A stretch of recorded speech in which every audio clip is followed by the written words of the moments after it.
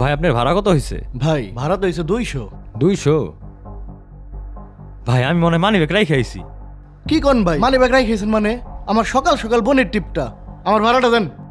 ভাই আমার সব টাকা পয়সা তো মানি ব্যাগে আসছিল, আমার পকেটে কোনো টাকা পয়সা নাই, আমি ভাড়াটা কেমনে দিব? ভাই আমি এত কিছু বুঝি না, আমার 200 টাকা ভাড়া হয়েছে, আমার ভাড়াটা দেন, আমি অন্য জায়গায় টিপে যাবো। আচ্ছা ঠিক আছে ভাই, তাইলে আমি ভিতর থেকে টাকা এনে দিয়ে দিছি।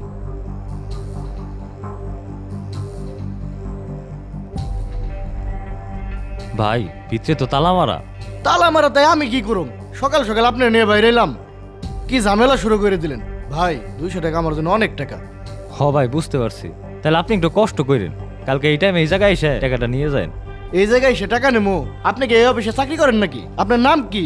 ভাই আমার নাম শাওন, আপনি এই জায়গায় আসলেই হইব। আচ্ছা তাইলে আর কি করার, কালকে সেই টাইমে টাকা নিয়ে যাবানি। আমি তো ওয়েট করতেছি আপনার জন্য অফিসের সামনে, আপনি আসলে উপরে যাব।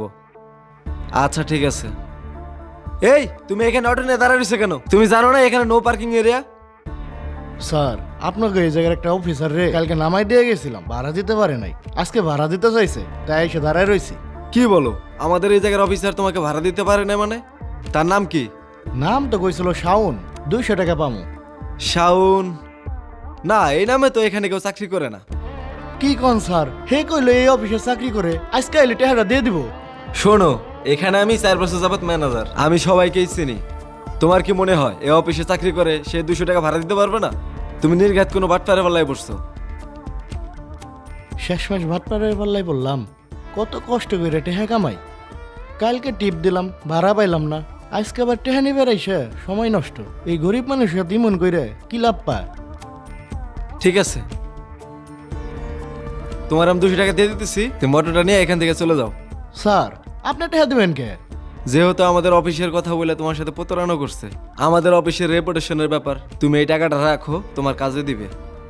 স্যার আপনি অনেক ভালো মানুষ। ভাই আমার একটা রুটি দেন তো। কি রে বাটপার, তুই এনে আমার হাতে 200 টাকা বাটপারি করে তুই এনে বসে বসে সন্দেশ খাস? না ভাই আমি তো বাটপারি করতে চাইনি, আমি তো আপনার টাকা দেওয়ার জন্য খুঁজছিলাম। খুঁজছিলি মানে? তুই কইলে আমার ওই অফিসের সামনে যাবেন, আমি ওই অফিসের সামনে যে খারেও আছিলাম, তুই তো ওই অফিসে চাকরিও করিস না, শালা বাটপার। ভাই আমি তো ওই অফিসে চাকরি করি না, ওই অফিসে আমার বাপে চাকরি করতো। আমার বাবা শামীম মিয়া তার জীবনের 17 বছর ওই অফিসের দারোয়ান হিসেবে কাজ করছে।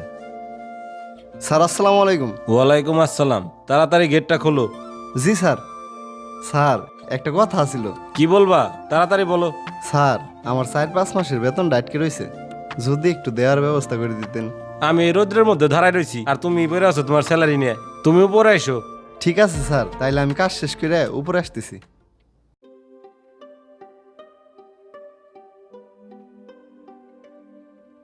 স্যার। কি হয়েছে, কাজের সময় তো টাকাটাকি কেন? স্যার আমার বেতনটা। সব সময় তো বেতন বেতন করো কেন? কাজ রেখে উপরে চলে আসছো, দেখা যাবে পার্কিং থেকে একটা গাড়ি চুরি হয়ে গেছে, পরে তুমি এটার জরিমানা দিতে পারবা? আমি সিরাজুল রে নিচে বসায় রেখে আইছি, সমস্যা হইব না। স্যার 5টা মাসের বেতন আটকে রয়েছে, আমি ঠিক মতো সংসারটাও চালাইতে পারতেছি না। আমি অসুস্থ মানুষ, নিজের চিকিৎসাটাও ঠিক মতো করাইতে পারতেছি না। আমার ছেলে চাকরির জন্য দৌড়ে করতেছে, ওর হাতে যে 2টা টাকা দেবো সেইটাও পারতেছি না।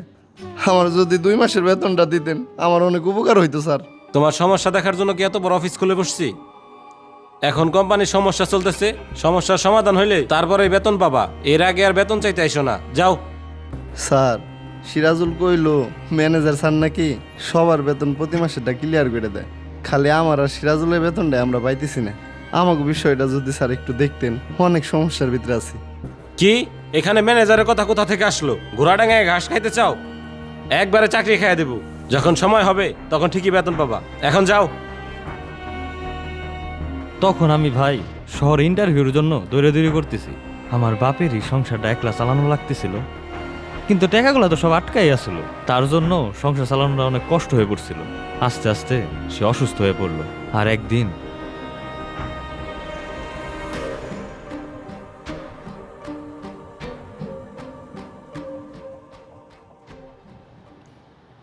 আমার বাবাটা এভাবে মারা গেল।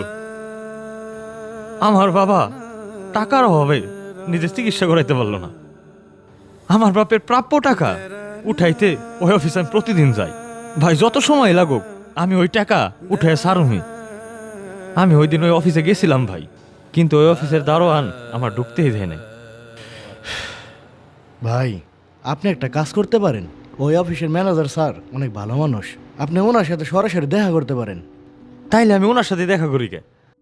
স্যার হঠাৎ আপনি আমার ডেস্কে, আমাকে বললেই তো আমি আপনার চেম্বারে চলে যেতাম। আসলাম একটা প্রয়োজনে। আমি যে আপনাকে প্রতি মাসে কর্মচারীদের বেতন দেওয়ার জন্য যে টাকাগুলো দেই, ওই টাকাগুলো কি ঠিক মতো ক্লিয়ার করেন? জি স্যার, আমি তো প্রতি মাসে ক্লিয়ার করে দিই।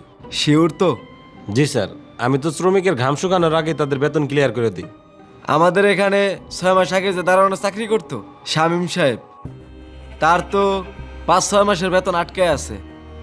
আবার তার মৃত্যুর পর আমরা যে তাকে পেনশনের জন্য 1 লক্ষ টাকা দিলাম, সেটাও তো তার ফ্যামিলি বুঝে পায় নাই। স্যার আপনি এটা কিভাবে জানলেন? আমি কিভাবে জানলাম সেটা বড় কথা না, সে কেন পেল না টাকাটা? আপনি কিভাবে করলেন এই কাজটা? স্যার আমার ভুল হয়ে গেছে। এটা ভুল না, এটা একটা অপরাধ। আপনি 2 দিনের ভিতরে এই টাকাটা ক্লিয়ার করে দিবেন, আর আপনার ব্যাপারটা আমি পরে দেখতেছি।